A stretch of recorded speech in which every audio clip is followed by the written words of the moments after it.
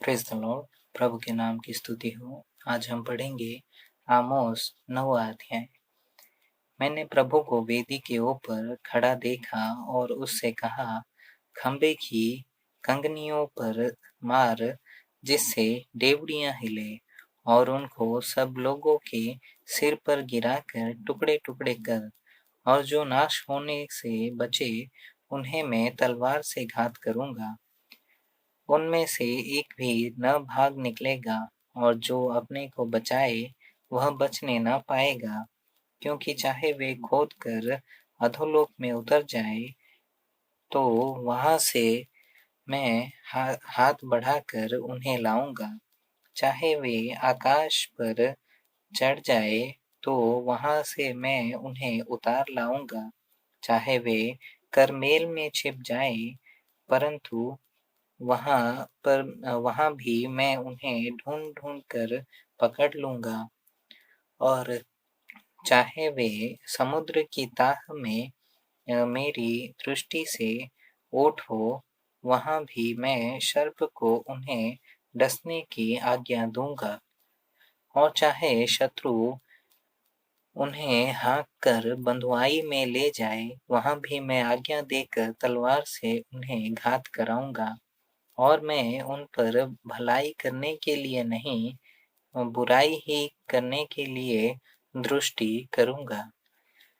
सेनाओं के परमेश्वर यहोवा के स्पर्श करने से पृथ्वी पिघलती है, और उसके सारे रहने वाले विलाप करते हैं। और वह सब के सब मिस्र की नदी के समान हो जाती है, जो बढ़ती है, फिर लहरें मारती है और घट जाती है। जो आकाश में अपनी कोठरियां बनाता और अपने आकाश मंडल की नेव पृथ्वी पर डालता, और समुद्र पर का जल धरती पर वहां बहा देता है, उसी का नाम यहोवा है इस्राएलियों, यहोवा की यह वाणी है, क्या तुम मेरे लेखे कुशियों के समान नहीं हो? क्या मैं इस्राएल को मिस्र देश से और फलिस्तियों को कप्तोर से नहीं निकाल लाया, और अरामियों को की कीर से नहीं लाया? देखो, परमेश्वर यहोवा की दृष्टि इस पापमय राज्य पर लगी है, और मैं इसको धरती पर से नाश करूंगा। तो भी मैं पूरी रीति से याकूब के घराने को नाश न करूंगा। यहोवा की यही वाणी है। मेरी आज्ञा से इस्राएल का घराना सब जातियों में ऐसा चला जाएगा, जैसा अन्न चलनी में चाला जाता है, परंतु उसका एक भी पुष्ट दाना भूमि पर न गिरेगा।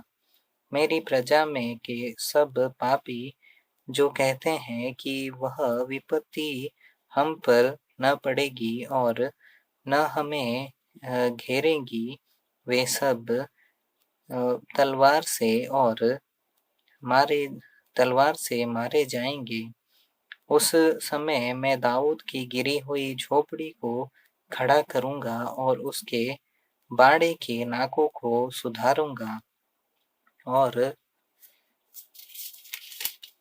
उसके खंडरों को फिर बनाऊंगा, और जैसा वह प्राचीन काल में था, उसको वैसा ही बना दूंगा, जिससे वे बचे हुए एदोमियों को वरन सब अन्य जातियों को जो मेरी कहलाती है, अपने अधिकार में ले।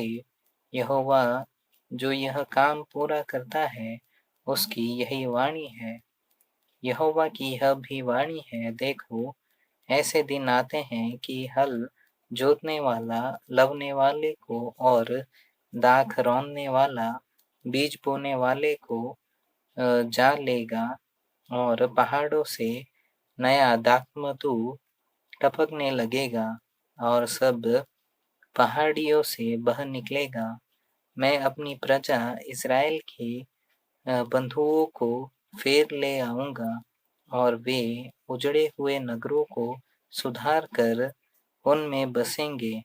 वे दाख की बारियां लगाकर दाख मधु पिएंगे और बगीचे लगाकर उनके फल खाएंगे। मैं उन्हें उन्हीं के भूमि में बोऊंगा और वे अपनी भूमि में से जो भी उन्हें दी है, जो भी मैंने उन्हें दी है, फिर कभी उखाड़े न जाएंगे। तुम्हारे परमेश्वर यहोवा का यही वचन है।